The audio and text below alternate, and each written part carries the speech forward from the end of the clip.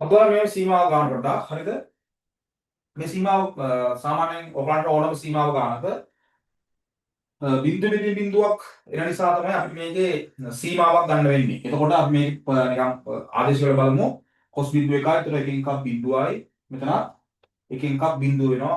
x වල බිඳුව ආශ්‍රය කරන පස්සේ වල බිඳු වෙනින් බිඳුවක් එනවා. ඒක නිසා අපිට මේ ශිතය x සමාන බිඳුවේ අර්ධයක් වෙන්නේ නැහැ. ඒ නිසා අපිට සීමා කිරීමක් කරන්න වෙනවා. ඒ කියන්නේ බිඳුවට ආසන්න වෙනකොට මේකේ උත්තරේ හැසිරෙන්නේ කොහොමද කියලා. ඒ කියන්නේ කීයටද ආසන්න වෙන්නේ කියන එක අපිට හොයන්න වෙනවා.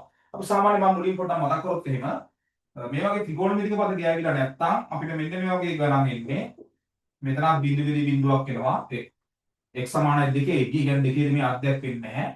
මෙහෙම වෙන්නේ හරේ සහ ලාභයේ අපිට පොදු සාධකයක් තිබුණොත් අපි සාමාන්‍ය ගණන් හදද්දී මේ හරේ සහ ලාභයේ තියෙන පොදු සාධකේ ඉවත් කළා ආදේශ කරා නම් හරි. පොදු සාධක ඉවත් කරගන්න බැරි අවස්ථාවන් වලදී අපිට මෙන්න මේ තීරක පාවිච්චි කරන්න පුළුවන්. පොදු සාධක ඉවත් කරන්න පුළුවන් අවස්ථාවේදී මේක පාවිච්චි කරන්න ප්‍රශ්නයක් නැහැ. හරිද?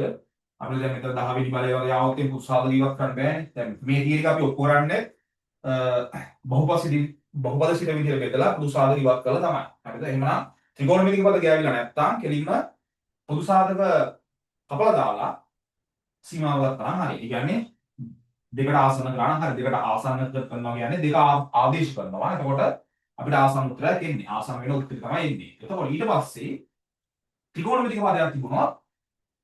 ත්‍රිකෝණමිතික පදයක sin x බෙදීම x తీර නිසා තමයි අපිට බිඳුව බෙදී බිඳුවක් එන්නේ. එතකොට අපි මේක ජ්‍යාමිතික ක්‍රමයකින් එකයි කියලා ඔප්පු කරගන්නවා. හරිද? sin x විතරක් නෙමෙයි මෙතන sin 2x තිබුණොත් මෙතන 2x වෙන්න ඕනේ. sin x වෙන alpha වුණොත් මෙතන x වෙන alpha වෙන්න ඕනේ. ඕ එයාගේ ගුණාකාරයක් තිබ්බත් අපිට ගැටලුවක් නැහැ. එයාගේ ගුණාකාරය. එතකොට මේ සීමාව අපිට ඇතුළට අරගෙන ගිහිල්ලා එකේ වර්ගයක් දාලා ලියන්න පුළුවන්. හරි. දැන් එහෙමනම් මේකේ ත්‍රිකෝණමිතික පද තියෙන නිසා මෙතන මම මෙයාව sin එකක් හදා ගන්නවා. sin එකක් වුණාට sin වල ඕනෑම බලයක් වුණාට අපිට ඒක ගැටලුවක් නැහැ. හරිද? මම එයා මුලින්ම sin වලට හරවලා දානවා. මේක sin වලට හරවන්න ක්‍රම දෙකක් තියෙනවා. එක දන cos x වලින් උඩ යටයි දෙකම ගුණ කරලා හදන්නත් පුළුවන්. එක දන cos x වලින් උඩ යටයි දෙකම ගුණ කරලා එතකොට මෙතන එකරෙන cos වර්ගයක් එනවා. ඒතර එකරෙන cos වර්ගයේ sin වර්ගය ලියා ගන්න පුළුවන්. එහෙම නැත්නම් අපිට බාලකෝණ සූත්‍රයේ බාලකෝණ සූත්‍ර වලින් මේක හදන්න පුළුවන්. එතකොට මම යා බාලකෝණ සූත්‍රය ලියා ගන්නවා 2යි එකරින 2යි sin වර්ගයේ x බෙදීම 2යි කියලා.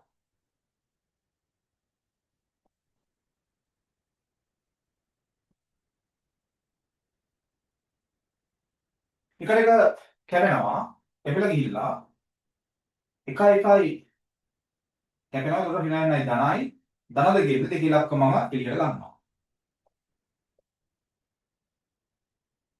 මෙතන මෙතන sin වර්ගය x බෙදීම 2යි.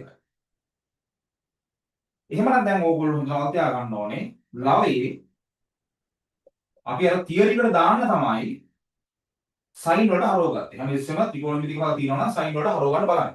හරිද? මෙතන තියෙන sin වර්ගයක් නිසා හරේත් මට sin වර්ගයක් ඕනේ. හැබැයි මෙතන තියෙන්නේ sin වර්ගයක් නිසා මට හරේ x වර්ගයක් ඕනේ. හරිද? මෙයාට ගැලපෙනයක් ඕනේ. හරිද? එතකොට මෙන්න මෙයාගෙන් මම x වර්ගයක් හදාගන්නේ කොහොමද? එයාගෙන් x වර්ගයක් හදාගන්නේ මෙන්න මෙතන මේ තියෙන මේ වර්ගමූල එක්ක තියෙන මේ සංකීර්ණ පදය මම එයාගේ වර්ග දිගාන්තර ඉතුරු සාධකයෙන් උඩ යට දෙකම ගුණ කරලා දානවා.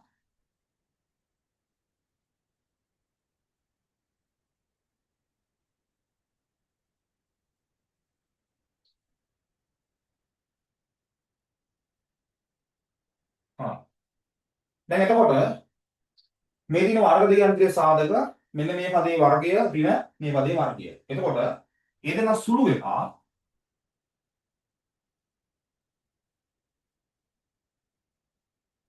වෙල ඉවර වෙලා මට මෙතන උත්තරයක් එනවා එකට එක කැපිලා ගිහිල්ලා x වර්ගය දන x වර්ගය කියන්නේ 2x වර්ගය කියලා වඩ සුළු කරලා බලද්දී ඒක තේරෙයි. ඊට පස්සේ මෙන්න මේ පදේ ඉතුරු ඒ පදේ අපි වෙනම පැත්තකට දාන වෙනම සීමාවක් වෙනවා. ඒ කොටසෙන් බිඳු විදී බිඳුවක් එන්නේ නැහැ. ඒ කොටසෙන් බිඳු විදී බිඳුවක් එන්නේ නැහැ.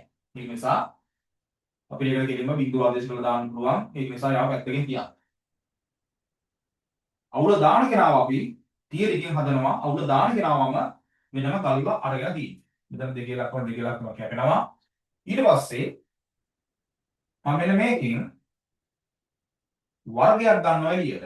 සීමාවත් ඒ වර්ගයේ ඇතුළටම දාලා දානවා.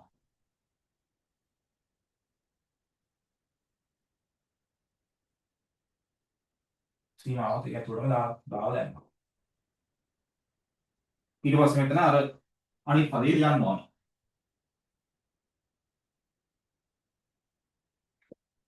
මෙයා අපිට වෙනස් කරන්න ඕනේ නැහැ. මේ කොටසේ බිඳුව විදී බිඳුවක් එනවා නම් ඒකත් හදන්න ඕනේ. සාධක නම් සාධක කපලා නැත්නම් sin x විදීම x එකක් හදලා. දැන් මෙතන sin x විදීම දෙක මෙතන යටත් තියෙන්න ඕනේ. හරේ තියෙන්නත් ඕනේ x විදීම දෙකක්. මෙන්න මේ sin එක තියෙන කෝණය මෙතන ඕනේ. එහෙනම් මම මෙයාව දෙකෙන් බෙදලා දෙකෙන් ගුණ කරලා දානවා. ඒ කියන්නේ 4. හරිද? මොකද මෙයාගේ හරය දෙකෙන් බෙදලා හරය තමයි දෙකෙන් ගුණ වෙන්නේ. එතකොට දෙකේ වර්ගයනේ. වර්ගේ මම එළිය ලිව්වන් පස්සේ දෙකේ වර්ගය. හරිද? එතකොට 4යි. දැන් මෙන්න මේ කොටස 1යි. තීරි ගන්න 1යි. එකේ වර්ගය 1යි. එතකොට 4න් 1 ගුණ කිරීම 1. මෙතන කෙලින්ම බිඳුව ආදේශ කරලා දාන්න. එතකොට එකේ වර්ගමූලය දාන්න එකේ වර්ගමූලය කියන්නේ 1 1 2යි. එතකොට මේක උත්තරේ සමාන වෙනවා 2න් 1ට.